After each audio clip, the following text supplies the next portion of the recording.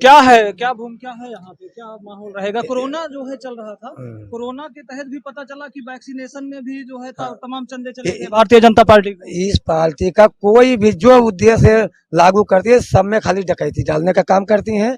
और कोरोना हो चाहे जो हो, उसके आड़ में ये अपना ढूंढ लेते हैं सफलता। आपदा में अवसर कहा, आपदा में अवसर ढूंढ लेते हैं। और बीजेपी जो है कहीं भी अमेठी में दिखाई नहीं पड़ेगी इस बार, चाहे जो गठबंधन से प्रत्याशी आए चाहे समाजवादी पार्टी से आए, वो बहुमत से, पूर्ण बहुमत से जीतेगा। यहाँ पे जो है क्या रहेगा, क्या संकेत रहेगा, कितने वोटों प्रतिशत से जीता है? यहाँ कम से कम 2 लाख वोटों से जीत होगी। चलिए और लोग पूछते हैं क्या स्थितियां रहेंगी अमेठी में? अमेठी में भाजपा हारेगी, स्मृति ईरानी हारेंगी और विपक्ष का कोई भी कैंडिडेट जो अमेठी से लड़ेगा वो चुनाव जीतेगा। और रही बात यहाँ पे जो लोग बोल रहे हैं, आपका मीडिया जो है, जो जिसको गोदी मीडिया बोला जाता है, वो 400 के पार की बात कर रहा है और इस चुनाव के बाद पता चल जाएगा कि वो कितने के पार जाएगा। इसको जो है आपके लोग बाहर का रास्ता दिखा देंगे जो है, और अमेठी से जो है विपक्ष की जो भी कैंडिडेट होगा वो चुनाव जीतेगा। स्मृति ईरानी चुनाव हारेंगी, बिल्कुल डेढ़ से और है, क्योंकि इन्होंने केवल वादा किया है और काम कुछ नहीं किया है। तो गाल बजाना और काम करना दोनों अलग अलग चीजें होती हैं। तो सिर्फ और सिर्फ इनकी कथनी और करनी में बहुत अंतर है।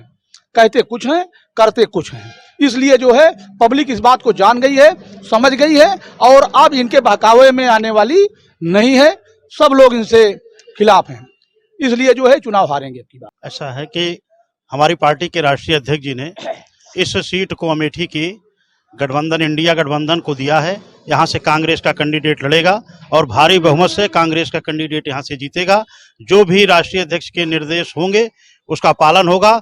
और जहाँ रही विकास के बात, विकास में तो आप देख ही रहे हैं, आप सब लोगों से ज़्यादा कौन जानता है कि खाली फॉर्मेलिटी है, कहीं कोई नया निर्माण नहीं है, खाली कहीं कहीं लीपापोती है। गड्ढा मुक्त सरकार के कहने को क्या है, गड्ढा युक्त हुई है, कहीं पर कुछ हुआ नहीं है, खाली एक फॉर्मेलिटी है, जिससे आज की ये जनता सब समझ रही है, सब जान रही है और इसका जवाब देगी। जिस तरह से आरक्षण पे, संविधान पे आक्रमण करके इन्होंने जिस तरह नुकसान किया है पीडीए के लोगों का और सब लोगों का, जहाँ जहाँ सूची निकल रही है पता चल रहा है कि सारे उसमें जनरल हो गए और किसी का हो नहीं रहा है, कहीं भी संविधान का या आरक्षण का अनुसरण नहीं हो रहा है। तो इससे पूरा जनता आप समझ रही है, समझदार है, पढ़ी लिखी है, किसी को कुछ बताना नहीं है कि वो अपने मतदान को सही जगह पे प्रयोग करेगी और यहाँ से इंडिया गठबंधन का कैंडिडेट जीतेगा। ये संविधान बचाने और आरक्षण बचाने की जिम्मेदारी बतौर जिम्मेदारी कांग्रेस और समाजवादी पार्टी की है कि और विपक्षी दल भी है इसमें? देखिए, ये जिम्मेदारी हर नागरिक की है और कोई भी पार्टी, समाजवादी पार्टी या कांग्रेस को छोड़ करके फिलहाल नहीं ये दिखाई देती है उत्तर प्रदेश और इधर हिंदी भाषी प्रदेश में जो मजबूती से इस लड़ाई को लड़ रही हो, संविधान को बचाने के लिए, पीडीए के लोगों का आरक्षण बचाने के लिए, इनके हक अधिकार को बचाने के लिए। जहां तक रही इलेक्टोरल बॉन्ड की अभी जो चर्चा हो रही थी, मैं समझता हूं कि ईडी, सीबीआई या नोटबंदी जो हुई, सरकार की जो भी व्यवस्था हुई केवल सरकारी धन को लूटने के लिए हुई और सब इकट्ठा करके ये जो है सारी पार्टियों को दबा देना चाहते हैं अपने धन के माध्यम से। इन्होंने गुंडा टैक्स के रूप में सरकार ने सारा धन का कलेक्शन किया है।